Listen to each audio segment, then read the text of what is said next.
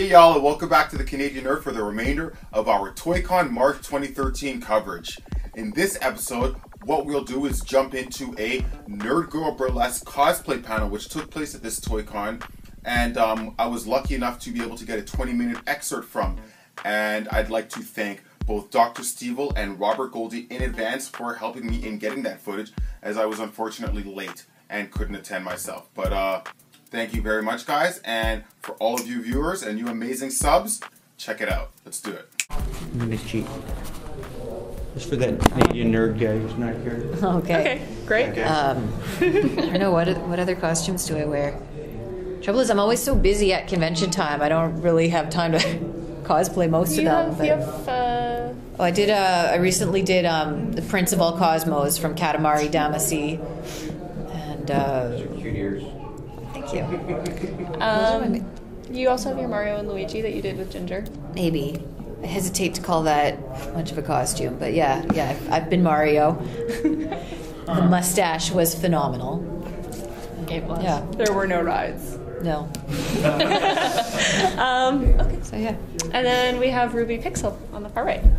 I've been costuming since 2003, and I'm considered a master level after we won Best in Show at FanExpo with the Steampunk X-Men. I kind of did it for a few years and then got out of it. So the first one that I did was my best friend and I did Misato and Ritsuko from Neon Genesis Evangelion. So that was like, I think I was in grade 8-ish when we did that. And in retrospect, that was wildly inappropriate for our age range. But I've also, to Delicia's Glitter Batman, I have Glitter Robin, which I'm not wearing today, though we have prints of that. I'm trying to think of other costumes I've done. I do Tank Girl, is another one that I do. Last year I did You Go Girl. I'm really into the whole X-Force Ecstatics universe. So those are a few of them. I feel like there's more that I'm missing, but those are the main ones. So everybody, how did you get into cosplay? How do we want to do this? Do we want to just whoever wants to jump in? Sure. Okay. Do you want to start, Ruby? Sure. My friend Jam Fry actually dragged me to my first convention. That was what was then called CN Anime and is now FanExpo, or whatever they choose to call themselves now. And I went as Swaifer from Shugi Yugi, a show I've seen maybe 5 episodes of. And went, this is the coolest thing ever, and decided to keep doing it.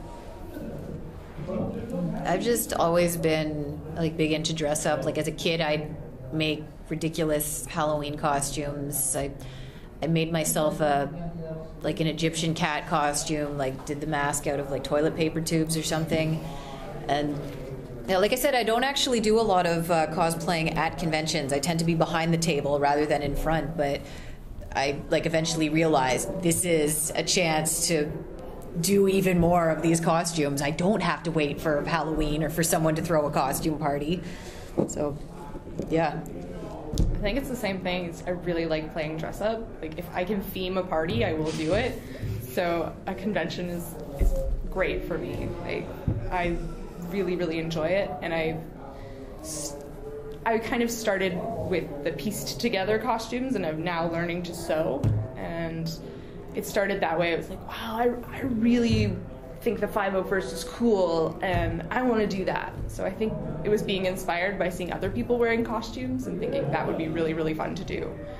And also, I guess I don't like being myself as much as a superhero, so that helps. Dress for the job you want, not the job you have. Exactly.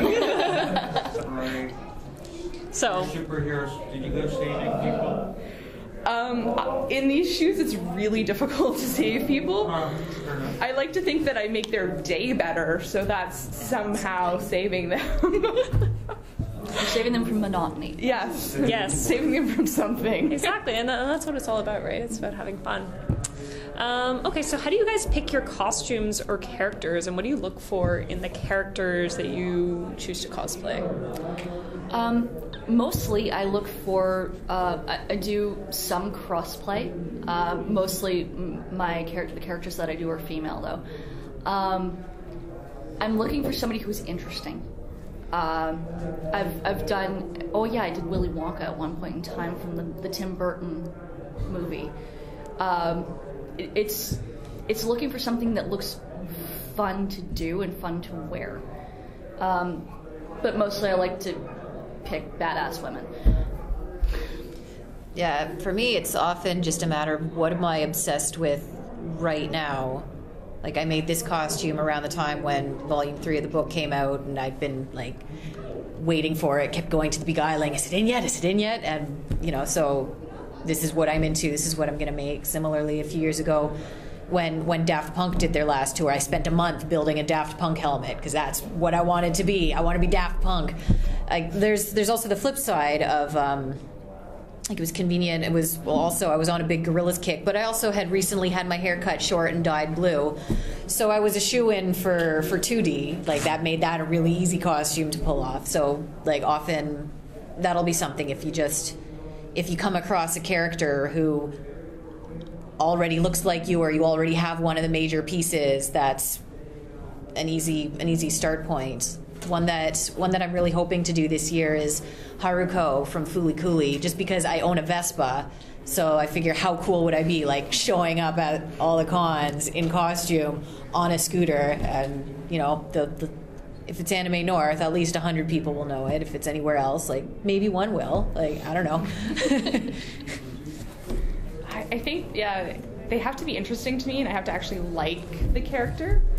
But I mean, none of us look like the people that most comic artists draw. Most people don't. I think you would have really bad back problems Probably. if you had breasts that large and a waist that tiny. So I think I look for costumes as well that can be worn by someone who's of my proportions. And if they can't be worn that way, that can at least be slightly altered. But I really have to genuinely like the person. So you're not... And this isn't a knock on anyone who does it, but I won't do Harley Quinn because I really don't like Harley Quinn. Even though I think the costume is adorable, I don't particularly like that character. So I've loved Batman since I was a child, and that was kind of a shoo-in for me.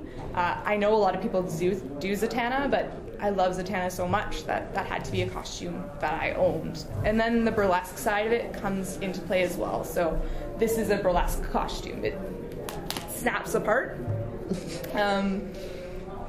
It helps if I want to build an act around a costume. I don't believe you.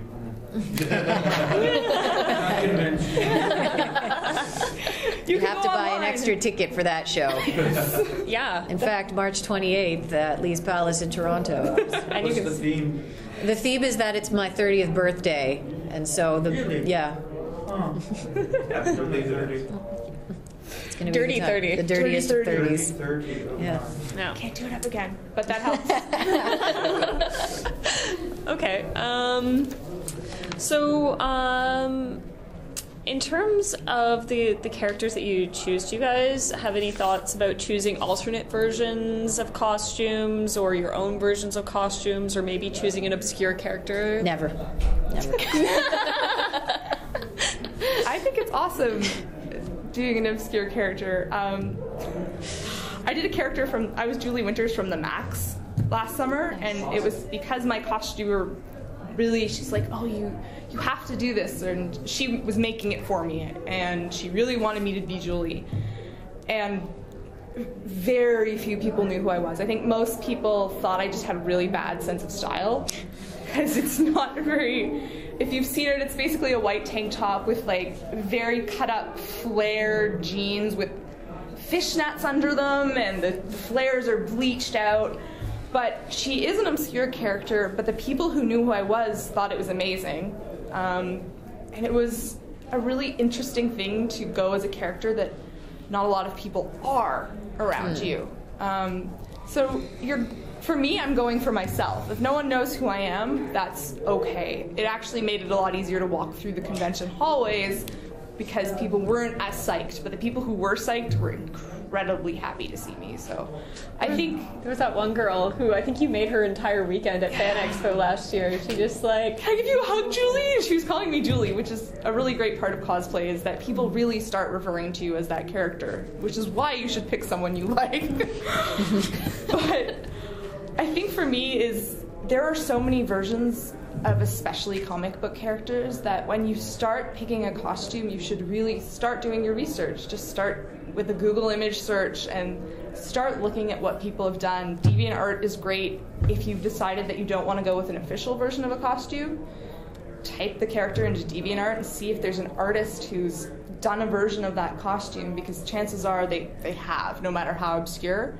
And it can be a great basis. And I usually will ask if I'm planning on doing that, like, "Hey, do you mind if I create this costume?" And I don't think I've ever had anyone say no. Usually they're excited and they just say, "Please show me a picture."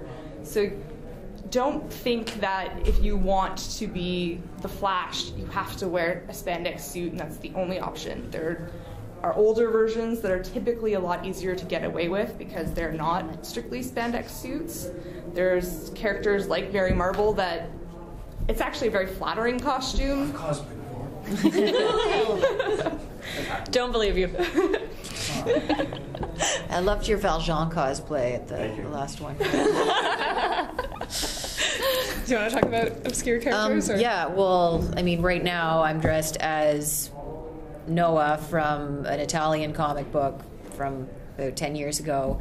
And in fact, like, the outfit that I made, I think she wears this dress for like 3 panels, and but I'm very big on taking, rather than going for screen accuracy, like taking the different elements that I like and mixing it together to be my own version. And as Delicia said, there is something great about being the character that only a few people know, because like I'm at Anime North and most people are like, "Oh, that's a neat costume," but then there's a few people like, "Oh my God, it's Noah! I never thought I'd see you here." And there's a fun little, it's like you're in a secret club, which is pretty cool. For Bella's last birthday bash, actually, it was My Little Pony themed. Yes. So a bunch of us did pony costumes, and that was the most fun. So I was rarity. It's a most interesting thing to take an animal character and create a humanized version of them, because there's no rules. There's none. There are people who do fan art and stuff that you'll find on DeviantArt of various costumes and things. But just to be able to take something and take the idea, the essence of the character, and then create something that can make you a human version of them is so much fun. It's also neat when you see, well, you talked about how you won the masquerade as Steampunk X-Men. Like, you can take a character that everyone's going to recognize and then just do something new, whether like make an alternate universe version, whether it's a steampunk version or I mean, we're often making like, pin-up versions of otherwise non-sexy characters, and like check out Batman over there. Oh yeah, that season was it was a good season. Excellent season of Batman. You don't wear the costume quite as well as Adam West did, but yeah, for sure. And I think that that's something that a lot of costumers are starting to do, especially at larger conventions, is to do alternate versions of characters that are popular, because it kind of makes you stand out a little bit more. There's also like a flapper rogue that I've worn that's super, super cute with like a little bobbed wig and just a very like subtle white streak that pops out. I have a 40s Jean Grey that goes with that, and I think my costumer made me just Cobra Commander last year. I'm like, who am I going to be? She's like, you're going to be Cobra Commander. Okay, and it's really a great costume, but it's inspired by the big cobra snake head, so it's very flared out at the top, and it was a really neat thing to wear and to see because no one else is wearing that costume. It's unique to me. If someone copied it, that would be neat, but it's unlikely to happen. So don't be too beholden to what you see on page, or if you really do want to see something that has been on a page, start looking, because chances are that character has worn a lot of things. Especially superheroes. That's some things, like some superheroes have very distinct non-costume looks, or some comic book characters do. So you see a lot of really good Gwen Stacy costumes, and like, wow, that's Gwen Stacy, but she's not wearing anything exceptionally strange, you know, because she's only wearing day-to-day clothes, but you know it's Gwen Stacy. So you can try and find characters like that do have day-to-day looks if you don't want to wear spandex or you want to stick out. Yeah, for sure. Again, there's nothing wrong with like sticking to the classics either. You know, like I'll never get tired of seeing spandex Superman, you know. Oh, yeah, Shine on, you crazy diamond.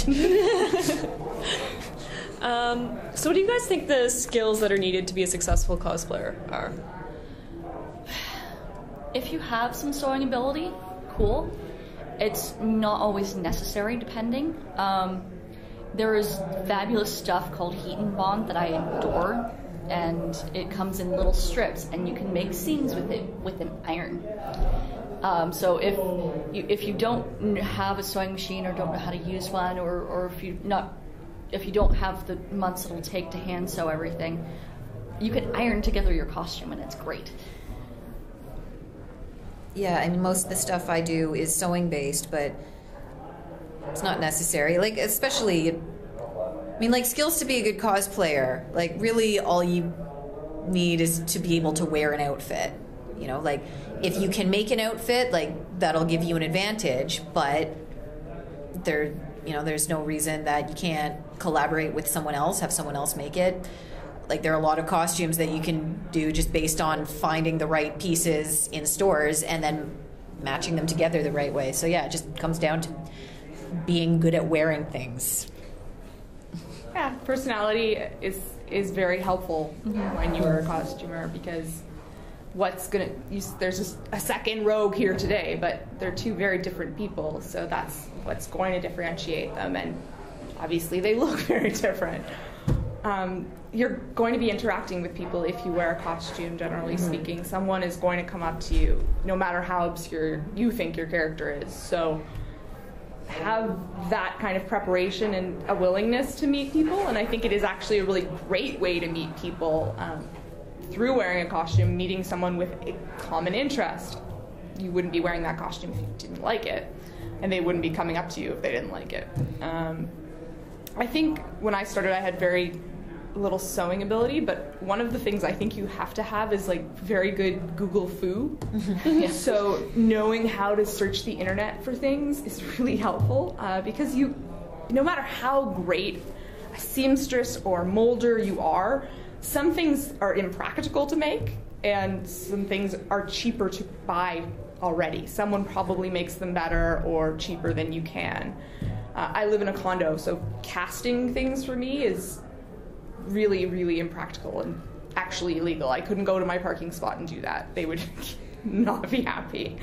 So for me, if I want Catwoman goggles, which it's like my prized thing, that's the thing I really want, it's constantly searching for someone who can do it and being able to find it. But sometimes it's also finding that perfect Hawaiian shirt because you want to be washed from Firefly.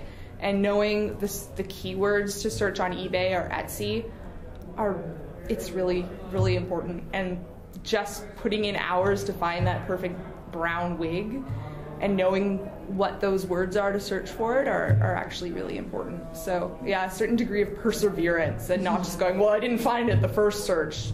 Start a few months in advance and keep looking, and you will probably turn up something pretty good.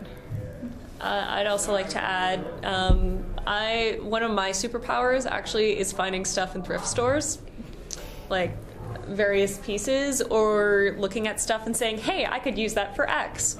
So yeah, I'm the queen of Value Village. Other people will go home empty-handed, and I'll always walk out and be like, this is great, this is amazing, I can make something out of this, or I can turn this into something else, or I can style it with this outfit, even if it's just my own clothes. But for costumes as well, I think that's always a good starting point, because sometimes, especially when you're first starting out with costuming, there's an emphasis on like everything has to be new, but there's a lot of things that you can recycle to use as parts of your costumes. So we kind of touched on this a little bit, but so do you ladies make all your own pieces, or when do you decide you're going to hire somebody to make your costumes or your props? I make most of mine. I'm not particularly good with props, so I kind of outsource. Either I pay somebody to do it, or I can pay them in trade. So if somebody's saying, "Oh, I need this jacket," I can say, "Okay, sure, I'll make you your Alexander Anderson jacket while you make my Harkonnen." And then we did Helsing, and that was really good for being able to have a 7-foot gun, and then he had this gorgeous tailored coat. Yeah, that's mostly how I do it. Yeah, I generally tend to make all my own things. Like if there's a piece that I'm not able to make, I'll find a workaround. Either I'll just be the version of the character who doesn't carry that prop or whatever.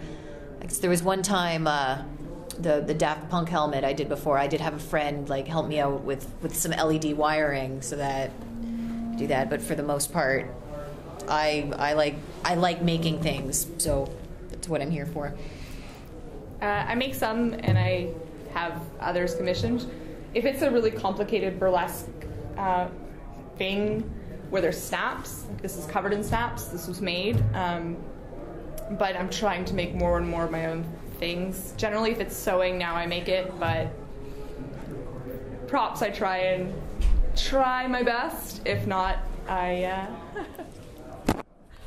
get someone else to help me out. Alright guys, so that was some of the awesome action that took place at this cosplay panel put on by Nerd Girl Burlesque. And if you want to know more about them, you can absolutely do that by checking out their link right here. And if you were not at this ToyCon, I very much expect to see you at the next. Great times, great deals, and hey, I'll be there too, in case that adds to anything.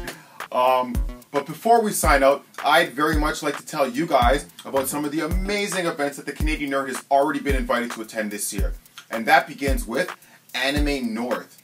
And if you're in the community, chances are you already know about Anime North. But if you don't, get more information right here. And definitely be there, as I'll be there, and the entire remainder of the Canadian Nerd community will be there. So be there. Additionally, the Canadian Nerd has also been invited to attend Niagara Falls Comic Con, which is taking place in Niagara Falls in June. For more information, you can check that one out below. And that one also promises to be amazing, with both the original Batmobile and Batcopter going to be there. So, yeah, I'm excited for that. Hopefully you are as well. We'll also be attending Toy Fair, which is taking place in Markham, Ontario, or just north of Toronto. And that one promises to be tons of fun, with raffles every hour, tons of vendors, and for more information, you can also find that right below. And lastly, we've been invited to the following 4 events, and those are Burlington Toy Show in June, Woodstock Fan Fest August 11th, Canadian ToyCon taking place in Burlington, which is on September 8th, as well as Canadian ToyCon in Toronto. That one promises to be good, in November. So I hope to see you guys at all of those events, and if not, then at least a couple. If you'd like more information on any of those events, you can find that below. And furthermore, I'll be putting out an update video with more information on all of the great stuff we'll be doing this season in about a day or 2. So make sure to subscribe to that button right there, I don't know, one of those 2 corners, and you can stay up to date on all of the great action. So until the next episode, take care, à la prochaine, peace.